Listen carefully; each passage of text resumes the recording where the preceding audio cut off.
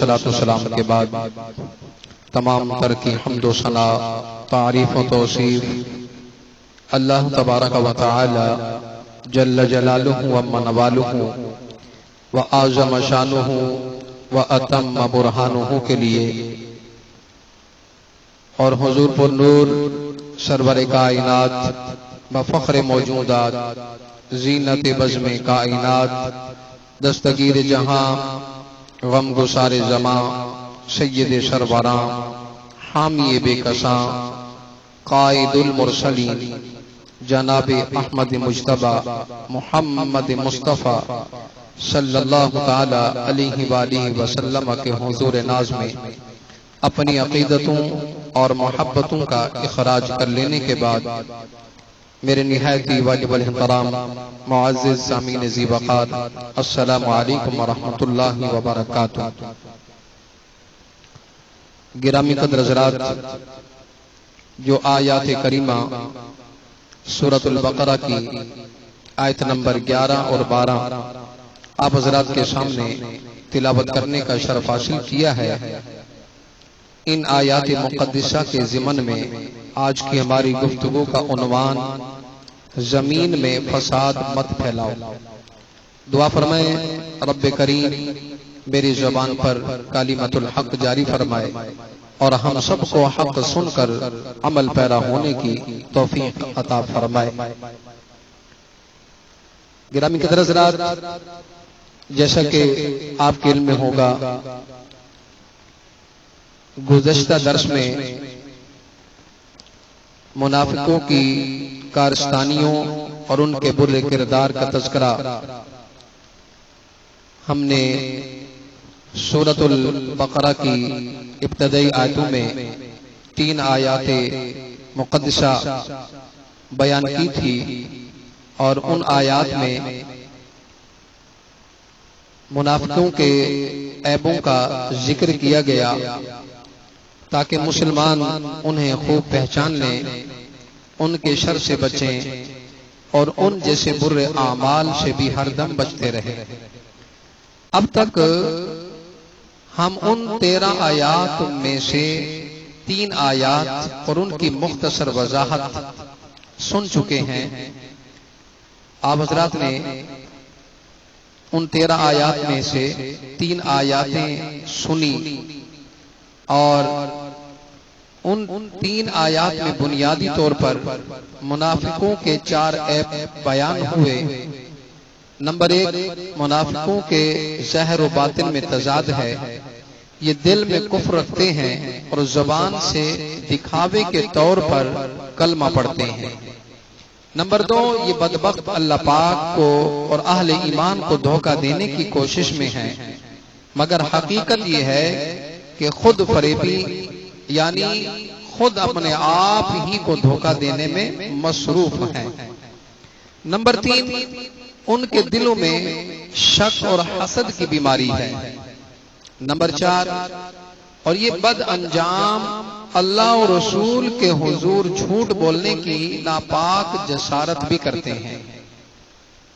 عزیزان محترم، اسی سلسلے کی 2 آیات یعنی آیت نمبر 11 اور 12 آج ہم نے سننے کی سعادت حاصل کی۔ ان 2 آیات میں منافقوں کے ایک اور عیب کا ذکر ہے۔ خلاصہ مفہوم یہ ہے کہ نفاق کے سبب ان منافقوں کی مت ماری گئی ہے، ان کی عقل سمجھ بالکل ناکارہ ہو چکی ہے، یہ آگ کو پانی اور پانی کو آگ سمجھ رہے ہیں۔ یا یوں کہہ لیجئے کہ پچھلی آیات میں بتایا گیا تھا کہ منافق خود فریبی میں مبتلا ہیں، یہاں ان کی خود فریبی کی ایک مثال دی جا رہی ہے۔ چنانچہ اللہ رب العزت نے منافقوں کی ایک پہچان بتاتے ہوئے فرمایا، وَإِذَا قِيلَ لَهُمْ، اور جب ان سے کہا جائے، یعنی کوئی پکا سچا مسلمان صاحب عقل سلیم ان کے برے کرتوتوں کو دیکھ کر جب انہیں کہے لا تفسدوا فی الارض، کہ زمین میں فساد نہ کرو۔ جب کوئی نصیحت کی جائے تو آدمی کو چاہیے کہ سامنے والے کی بات توجہ سے سنے، کچھ غور و فکر کرے، سنجیدگی کے ساتھ دیکھ لے کہ میرا جو عیب مجھے بتایا جا رہا ہے کہیں واقعی یہ عیب مجھ میں پایا تو نہیں جاتا۔ اگر واقعی وہ عیب ہو تو اسے دور کر لینا چاہیے۔ مگر منافق تھے، ان کے دلوں میں بیماری تھی، ان کی عقل میں فتور آ چکا تھا۔ قالوا انما نحن مصلحون، تو کہتے ہیں ہم تو صرف اصلاح کرنے والے ہیں۔ اسے کہتے ہیں الٹا چور کوتوال کو ڈانٹے۔ انہیں کہا گیا تم زمین فساد مت پھیلاؤ، مگر یہ ایسے بدبخت ہیں اپنی غلطی ماننے کی بجائے سمجھانے والے کو کہتے ہیں ہم تو زمین میں فساد پھیلاتے ہی نہیں ہیں، اصل فسادی تو تم لوگ ہو، ہم فسادی نہیں بلکہ ہم ہی تو ہیں جو فساد ختم کر رہے ہیں۔ عزیزان گرامی قدر، اللہ تبارک و تعالی جل وعلا نے ارشاد فرمایا الا انہم هم المفسدون ولکن لا یشعرون، سن لو بے شک یہی لوگ فساد پھیلانے والے ہیں مگر انہیں شعور نہیں، یعنی ان منافقوں کے دل میں بیماری ہے اور یہ بیماری ان پر اس قدر غالب آ چکی ہے کہ انہیں برے بھلے کی تمیز بھی نہیں رہی۔ یہ ہیں فسادی، زمین میں فساد پھیلاتے ہیں، آگ اور پانی کو جمع کرنے کی کوشش میں ہیں، مگر سمجھ لیے رہے ہیں کہ ہم فسادی نہیں بلکہ اصلاح کرنے والے ہیں۔ یہ ہے منافقوں کا ایک عیب کہ ان کی عقل میں فتور آ چکا ہے اور برے بھلے کا فرق پہچاننے سے بھی اندھے ہو چکے ہیں۔ اللہ کریم ہمیں ایسی نحوست سے محفوظ فرمائے۔ آیت کریمہ سے ملنے والے اسباب، عزیزان گرامی قدر، یہ دو قرآنی آیات جو میں نے آپ حضرات کے سامنے بیان کرنے کی سعادت حاصل کی اور آپ حضرات نے سننے اور سمجھنے کی کوشش کی، ان مبارک آیات میں سے ہمیں بہت ساری باتیں سیکھنے کو ملتی ہیں۔ نمبر ایک، اچھائی کو اچھائی اور برائی کو برائی ہی سمجھیے۔ گرامی قدر حضرات، سب سے پہلی اور بہت ضروری بات تو یہ سیکھنے کو ملی کہ ہمیں ہمیشہ حقیقت پسند رہنا چاہیے۔ میرے دماغ میں کیا چل رہا ہے، میری سوچ، میرا نظریہ کیا ہے، یہ بات اہم نہیں ہے، اہم یہ ہے کہ اصل حقیقت کیا ہے۔ ہم زمینی حقائق کا انکار نہیں کر سکتے، یہی منافقوں کا عیب تھا، یہ زمینی حقائق کا انکار کر رہے تھے، یہ جو کچھ کہہ رہے تھے، کر رہے تھے، اس سے ہو کیا رہا تھا؟ فساد پھیل رہا تھا، مگر منافق سمجھ کیا رہے تھے؟ ہم فساد کو ختم کر رہے ہیں۔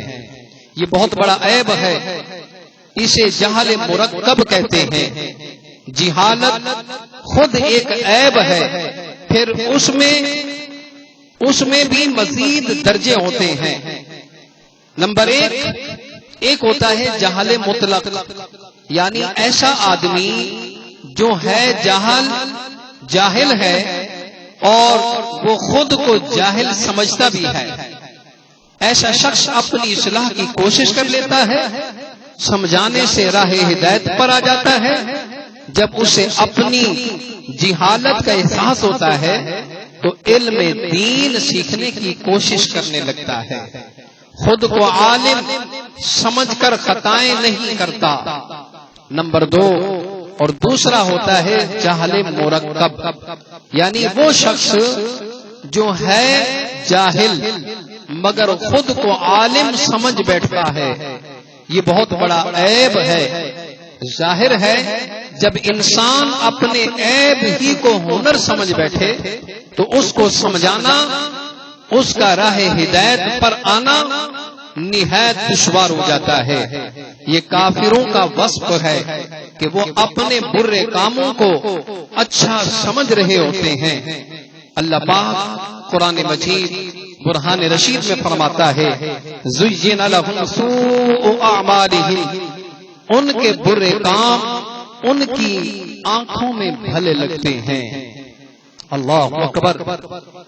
عزیزان گرامی قدر، اب آپ دیکھیں کفار جو کام برائی والے کر رہے ہوتے ہیں اور سمجھ کر رہے ہوتے ہیں کہ ہم اچھا کام کر رہے ہیں، انہی سے متعلق میرے رب نے فرمایا کہ ان کے برے کام ان کی آنکھوں میں بھلے لگتے ہیں۔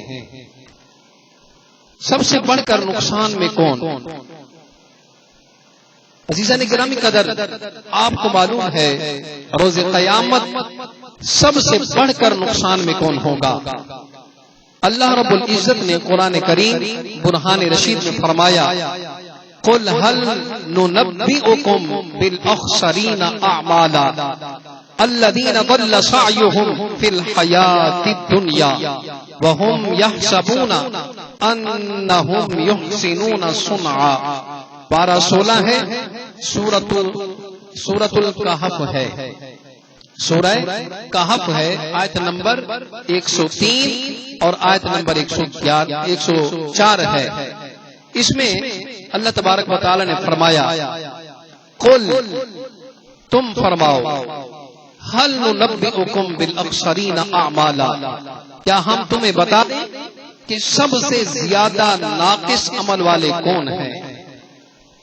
الذین ضل سعیہم فی الحیاۃ الدنیا، وہ لوگ جن کی ساری کوشش دنیا کی زندگی میں برباد ہو گئی۔ وَهُمْ يَحْسَبُونَ أَنَّهُمْ يُحْسِنُونَ صُنْعًا، حالانکہ وہ یہ گمان کر رہے ہیں کہ وہ اچھا کام کر رہے ہیں۔ یہ ہے وہ بد نصیب جو روز قیامت سب سے بڑھ کر نقصان میں ہوگا۔ وہ کون ہے؟ وہ جو دنیا میں اپنے طور پر نیکیاں کرتا رہا، یہ سمجھتا رہا کہ میرے اعمال نامے میں تو کافی نیکیاں جمع ہو رہی ہیں، میں تو آخرت کی کافی تیاری کر رہا ہوں، مگر جب وہ قبر میں اترے گا، روز قیامت اللہ کریم کی بارگاہ میں پہنچے گا، جب اس کے ہاتھ میں اعمال نامہ تھمایا جائے گا، تب پتہ چلے گا کہ میں جو کام نیکی سمجھ کر کرتا رہا ہوں وہ تو نیکی تھے ہی نہیں، وہ تو سب گناہ کے کام تھے۔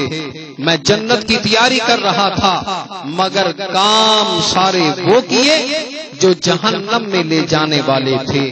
یہ سب سے بڑھ کر نقصان میں ہے۔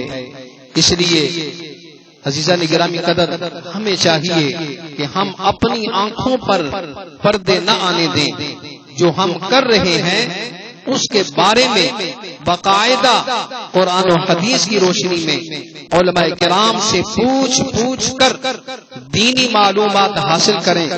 ہمیں یقین کے ساتھ معلوم ہونا چاہیے کہ جو میں کر رہا ہوں یہ واقعی نیکی کا کام ہے، کہیں ایسا نہ ہو کہ وہ کام اصل میں گناہ کا ہو اور ہم اسے نیکی سمجھ کر کرتے جائیں۔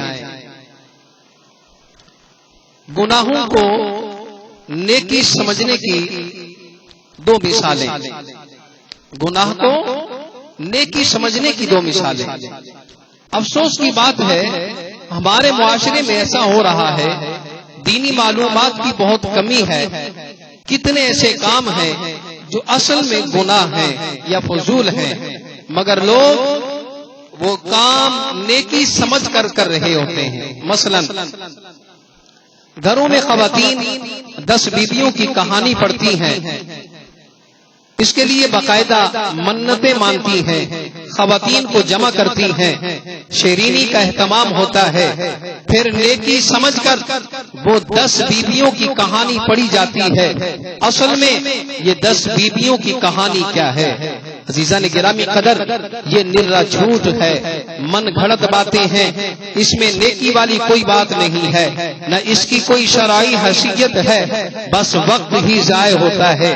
ایسے ہی ہمارے ہاں صدقے کا ایک عجیب مفہوم پایا جاتا ہے۔ قرآن و حدیث میں صدقے کے بہت فضائل آئے ہیں۔ ہمارے ہاں لوگ کیا کرتے ہیں؟ صدقہ کرنا ہے تو بازار سے 2 یا 4 کلو گوشت لیا، جس کا صدقہ دینا ہے، اس کے سر پر وارا اور یوں ہی کچا گوشت ہی قبرستان میں پھینک آئے، یہ صدقہ ہو گیا۔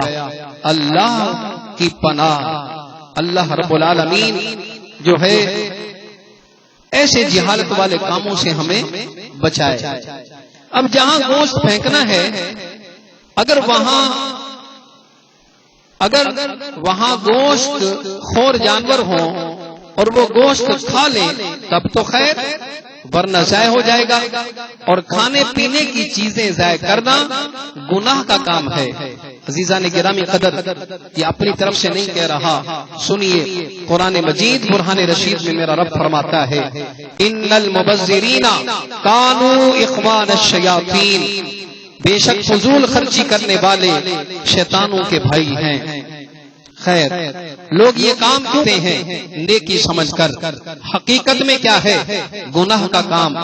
اصل میں صدقہ یہ ہے کہ رقم یا کوئی اور چیز، بالفرض اگر گوشت کا ہی صدقہ دینا ہے تو وہ گوشت کسی غریب کو دے دیا جائے، مدرسے میں طلباء کو کھلا دیا جائے، اسی طرح مسجد میں چندہ دے دینا، مدرسے میں چندہ دے دینا اور دینی کاموں میں حصہ شامل کر لینا وغیرہ، یہ صدقہ ہے۔ خیر، ہمیں حقیقت پسند بننا چاہیے، وہ کام کریں جو واقعی نیک کام ہیں۔ جہالت کی بنیاد پر لوگ گناہ کو نیکی سمجھ بیٹھتے ہیں، اس لیے ہمیں علم دین سیکھنا چاہیے۔ عزیزان گرامی قدر، علماء کرام سے پوچھ کر چلنا چاہیے۔ اللہ پاک ہمیں عمل کی توفیق عطا فرمائے۔